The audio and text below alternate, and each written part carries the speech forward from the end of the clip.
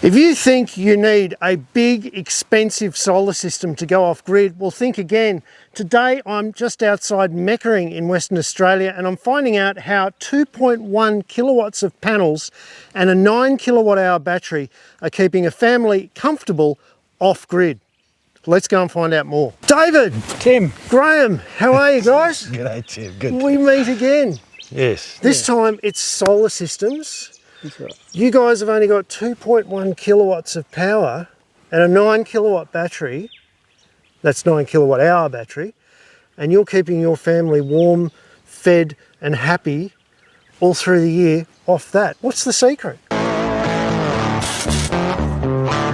Well, the main thing is we don't use electricity to heat water, to heat the house or to cook with.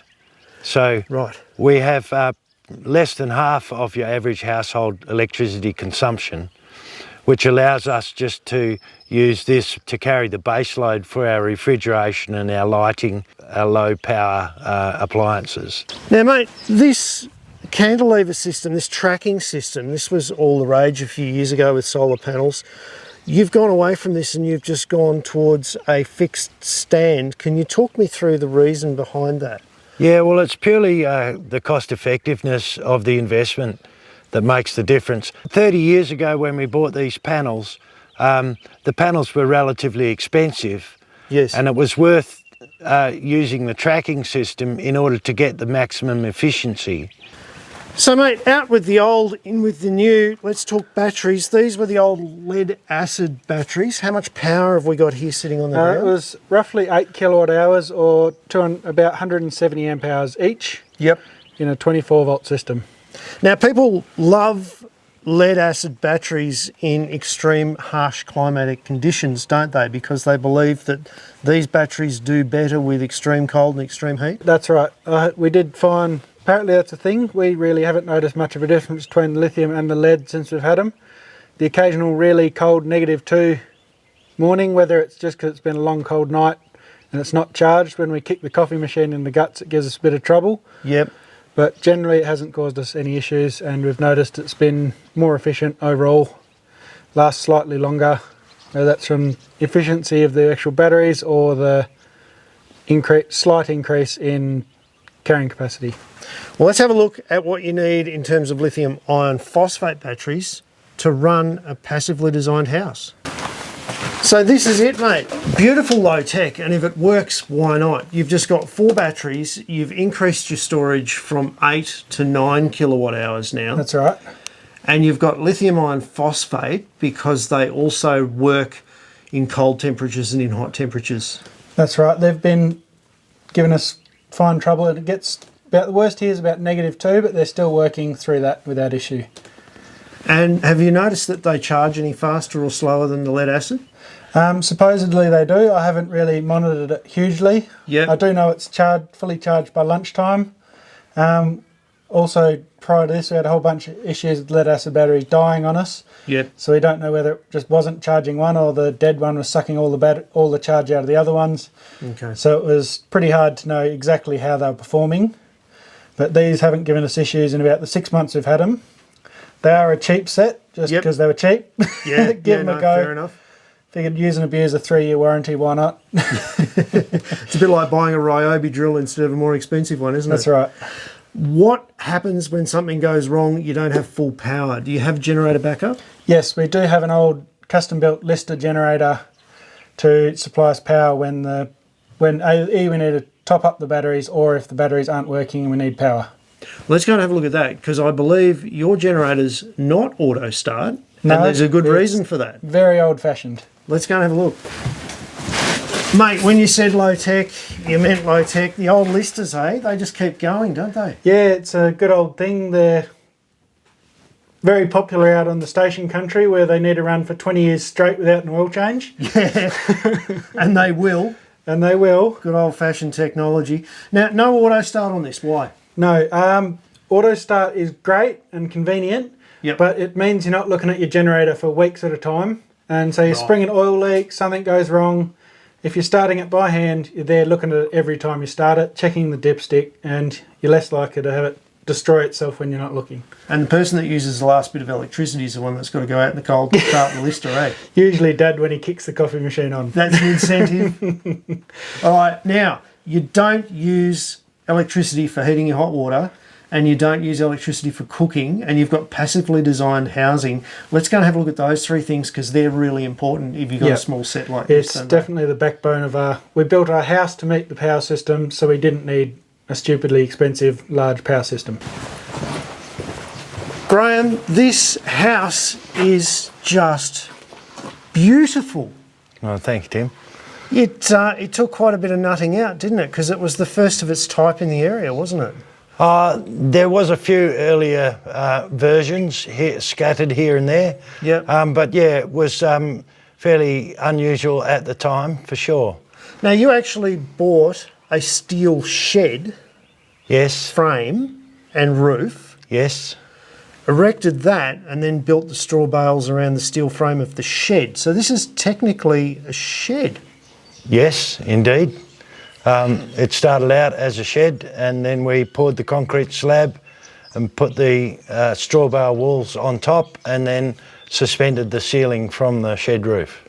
Did you have to make any modifications to the framing of the shed to make it suitable for straw bale? No, I just worked around it, and obviously the height consideration was initially calculated, and the dimensions so that it would all fit together.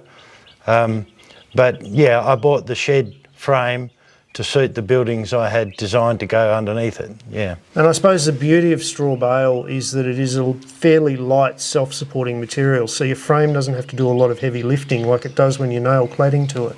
Yes, these walls are in fact only partition walls. They're not structural load-bearing walls. Right. Which is why the steel frame was part of the design, so that it didn't have to hold up the roof as such. Yeah, okay, very clever. How thick are these walls, mate? They're a standard straw bale laid on its side. Okay. So yeah, they're about 350 wide and about 400 high. And then rendered?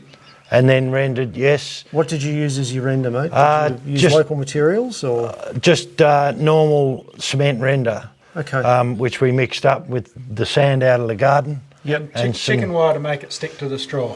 Yeah, of course. That's the critical part, isn't it? Yeah, and we actually also needed to compress the bales during construction, because otherwise they will settle over time. Yep. So we just used actually wire strainers and put a frame on top and pulled it down into lugs in the concrete block and compressed it that way in situ. So when you poured the slab, you actually put lugs along where the frame was going so that you could actually strain down to that with a good old set of Hayes wire strainers or whatever it was that you used. Exactly. Onto a ladder type frame on top of the straw bales. Yeah, just a square timber frame on top of each wall section, which we could then use as anchor points to pull down and compress the bales, yeah. Passive solar design also features in this architecture quite heavily, doesn't it? We've got a veranda that's 2/3 the height of the windows that face north. Yeah, that's the general setup here, Tim. In summer, the sun passes over the top, and in winter, it arcs down so that the sun can come in onto the veranda and even onto the glass doors. And the veranda being concrete will soak that sun up in winter and reflect it back into the house. Yeah. In summer, the sun's higher, and so it doesn't happen. That's right. It tends to remain cooler in winter because it's out of the sun. In summer because it's out of the sun. Yeah, right. When warmer in winter when the sun comes in, and it stores the heat. Now, you've also got a really clever way of overcoming the need to use electricity or gas to heat your water. Can we go and have a look at your fire? Sure. So, Graham, this heater is a little bit unusual. Tell me the story of this central room heater. It's not up against the wall, mate. Yes, that's right. We've got it towards the middle of the room, which means that it heats all the way around. It's a recycled piece of water pipe, actually, from one of the water schemes up north. No paying for heaters for you. No, and it's one advantage is we've got heaps of dead branches and excess trees outside, so we've got an endless supply of firewood. Yep. So we just crank up the old fire and it keeps the place warm, and it also heats our hot water as a backup to the solar hot water system on the roof. Now you've got some copper pipes coming in the back of the water heater. Talk me through that and how it works. Yeah, the water just comes from the bottom of the solar panel setup on the roof, down the back, and then it does a couple of laps of copper pipe around the inside, and then it goes back up.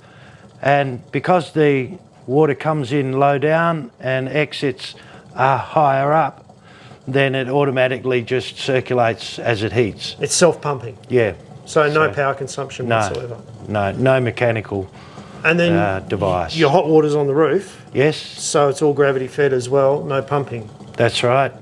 Yes, it all just circulates naturally, and then gravity feeds to our bathroom and our kitchen, etc. So I suppose the one compromise with all of this is your cooking. You still use a bit of gas for your stove, preparing the family meals, but it doesn't take a lot, you were telling me. No, the gas stove's very efficient. We use about 6 9-kilogram bottles per year, so about one every couple of months, and that does all our cooking. Obviously during winter we'll use the wood fire for cooking as well. Yep. In combination with the gas. Yep. And it's all very accessible and efficient. So you don't have to get really complicated and spend a lot of money to go off grid successfully. You've just got to be really clever about how you live, how you design where you live, and live within your means. Yeah, and I think being prepared to use less energy and do a bit of physical work instead is a great way to help with the environment and consumption in that way. Well, Graham, thank you to you and your family so much for having us into your home to give people great ideas and inspiration for living more of a sustainable lifestyle and more of an easier life. It just takes a little bit of brains, a little bit of planning, and a little bit of good design, doesn't it? Yeah, I think so.